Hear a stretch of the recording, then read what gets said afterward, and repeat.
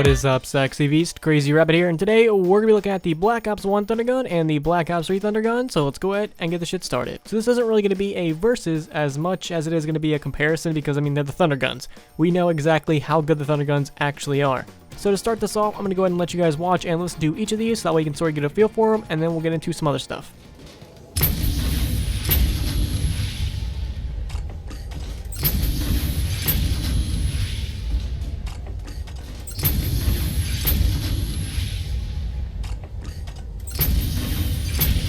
Capitalist dogs, give me ammo!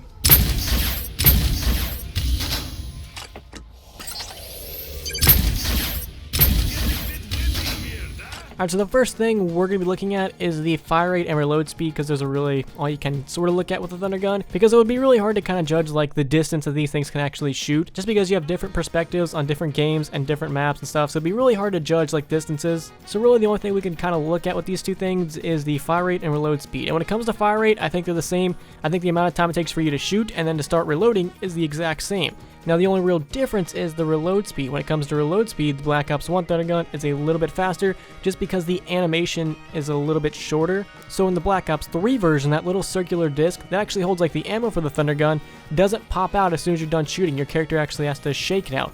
But in the Black Ops 1 version, as soon as you're done shooting, as soon as you actually need to start reloading, that thing just pops out and your character just throws another one in. So it's a little bit faster in the Black Ops 1 version.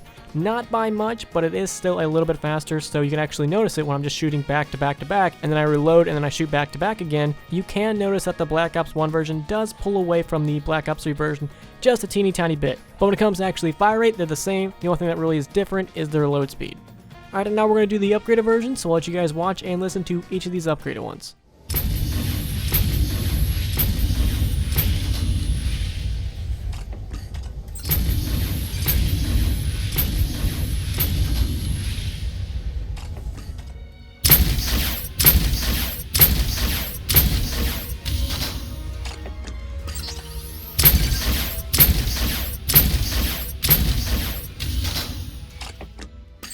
Alright, so when it comes to the upgraded version, it does look like the Black Ops 3 version is a little bit faster when it comes to fire rate, and I don't think that's just like the actual fire rate. I think what's sped up is like the pause that you actually have between shots. There's like a little pause that you have before you can actually shoot again. I think that time just might have been a little bit less with the Black Ops 3 version, but other than that, since you only can shoot 4 times, you're really not going to notice that time when you're actually playing zombies. So hypothetically, if these weapons were in the same map, which would never happen just because that sounds so ridiculous, but let's just play along. So if these weapons were both in the same map, and then you could use one and then use the other and just sort of switch back and forth, you would never really notice the difference in fire rate just because it's so minimal that when you're actually killing zombies, you're never going to notice it. Now when it comes to reload speed, on the other hand, it's going to be the exact same as the unupgraded versions. The Black Ops 1 version just kicks out that circular disc as soon as you're done shooting, and the Black Ops 3 version, on the other hand, doesn't. Your character actually has to shake it out before you can actually continue on to shooting.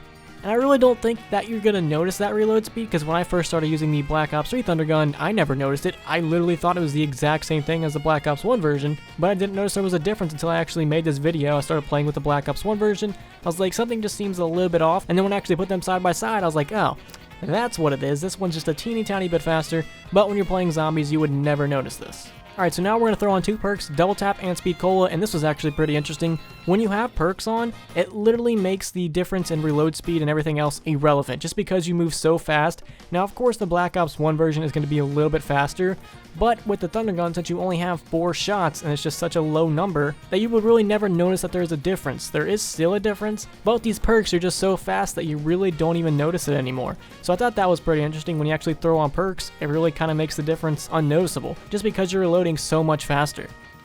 Alright, so now we're going to look at both these weapons on round 50, and I know this is kind of dumb because they're both the Thunderguns, but there are some differences I would just like to show you guys. So first off, probably the major one, with the Black Ops 1 version, you cannot create drops. The Black Ops 1 Thundergun and Ascension and Kino never created drops, so you're never going to get a max ammo, Carpenter, Insta-Kill, Nuke, none of the fun stuff. So this was a huge pain back in the day if you were trying to go to far rounds in Kino or Ascension, and especially on Ascension because the Thundergun was the only thing that could kill the monkeys, well that and fire traps. But you could never get drops with the Thundergun, so either unless you're on a low enough round to where you can actually use the ray gun, once you're out of ammo in the Thundergun, you're going to have to rely on traps, and that's really it. You're going to have to rely on the fire trap or the electric trap in Kino, and you're just going to have to rely on the fire trap in Ascension. and that can get kind of boring and actually start to take a long time once you really get up there. Because you can't use any other weapons, it won't work, and you have to save some ammo in Ascension for the monkeys, and on Kino, all the ammo that the Thundergun holds eventually isn't really going to be enough to actually get you to the next dog round. So the whole ammo thing was a huge pain in the ass back in the day, but hey, we made it work. Now the Black Ops 3 version can create drops. I'm pretty sure you guys have all noticed this. It was like actually one of the first things I noticed when I was playing around with it. I was like, oh hey, we can create drops, yay. But I mean, on Revelations you just have so many badass weapons that the Thundergun is really only used for taking care of the Panzer and Margwell. Well, in my opinion, that's what I use it for.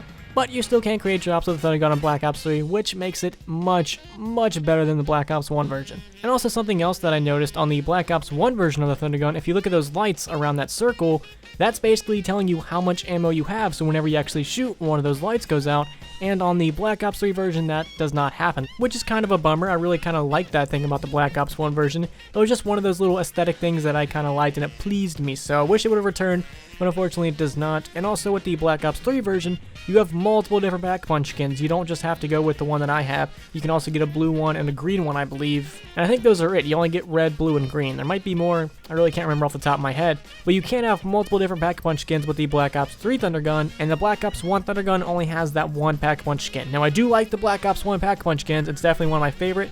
I just wish that the little red lines were actually like LED and actually lit up, instead of just being what they were. And something interesting that I also noticed for the first time about the Thunderguns is they actually push you back. I never noticed this until I actually sat down and was like, okay, shoot at a wall over and over and over again. I noticed that the Black Ops 1 version and the Black Ops 3 version slowly push you back. I never noticed this before just because you don't camp with a Thundergun. It's not a camping wonder weapon, it's a kill a horde of zombies wonder weapon.